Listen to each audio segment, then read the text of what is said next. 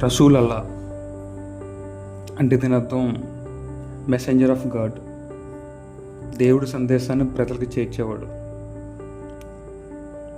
అతనే మహమ్మద్.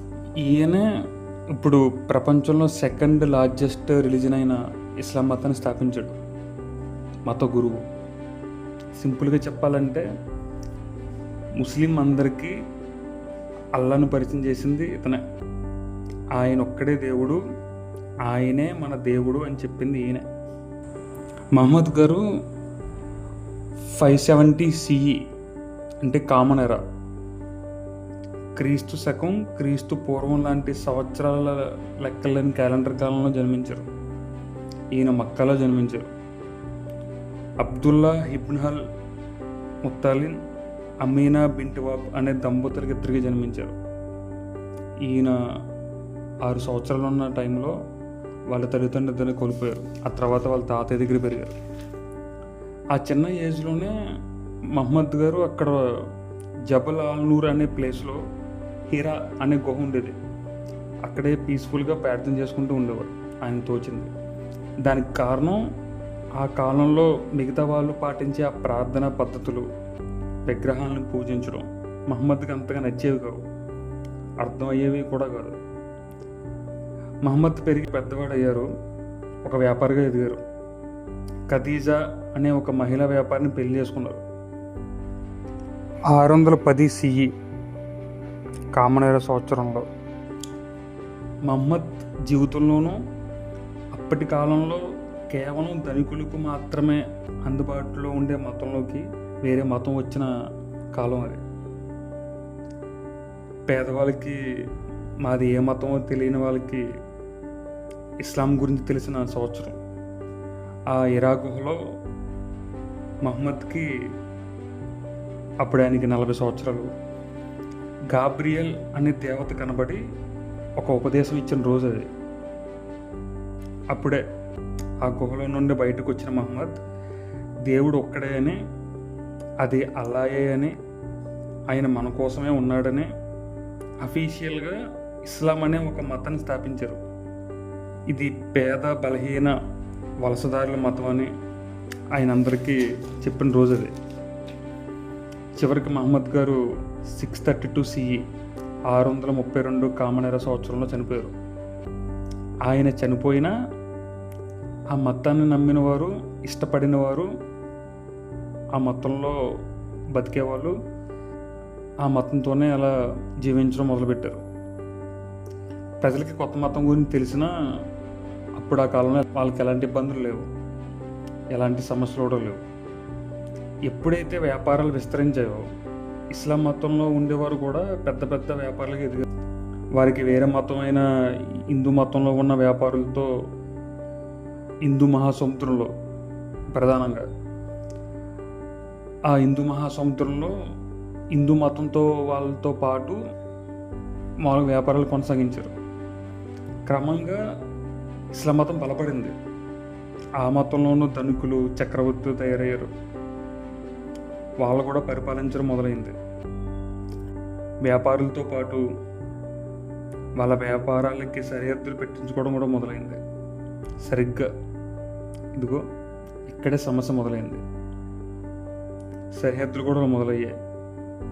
ఎక్కడ వరకు ఎవరు వ్యాపారం చేయాలి, ఎవరు చేయకూడదు, వాళ్ళ వ్యాపార సరిహద్దులు పెంచుకోవాలి, పక్క వాళ్ళ వ్యాపార సరిహద్దులు దోచుకోవాలి అనే ఒక వ్యాపార పరంగా మొదలైన సంఘర్షణలు మత సంఘర్షణగా మారాయి. అవి మతం ముసుగులో చెలరేగిన వ్యాపారపరమైన యుద్ధాలుగా మారిపోయాయి.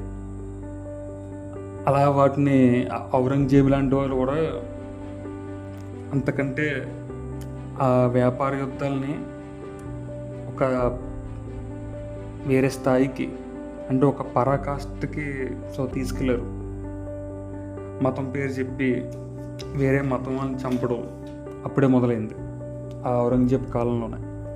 అవి ఇప్పటికీ కొనసాగుతూనే ఉన్నాయి.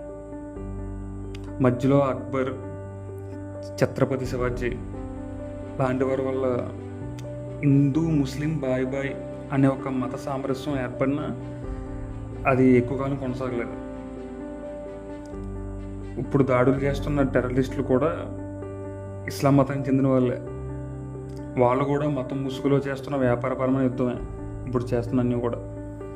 ఎందుకంటే ఇప్పుడు ప్రధానంగా కాశ్మీర్ గురించి చెప్పుకుంటే, ఆర్టికల్ 370 అమల్లో ఉన్నప్పుడు కాశ్మీర్ కేవలం కాశ్మీర్లో ఉండే వాళ్ళదే. అంటే అక్కడ స్థలాలు కొనాలన్నా వ్యాపారాలు చేయాలన్నా కాశ్మీర్లో ఉండే వాళ్ళే చేయాలి. అదే పాకిస్తాన్లో ఉండే ఇస్లాం వ్యాపారులకు ఈ వెసులుబాటుగా తయారైంది ఈ ఆర్టికల్ 370 ఉన్నప్పుడు. ఎప్పుడైతే ఆర్టికల్ 370 రద్దయిందో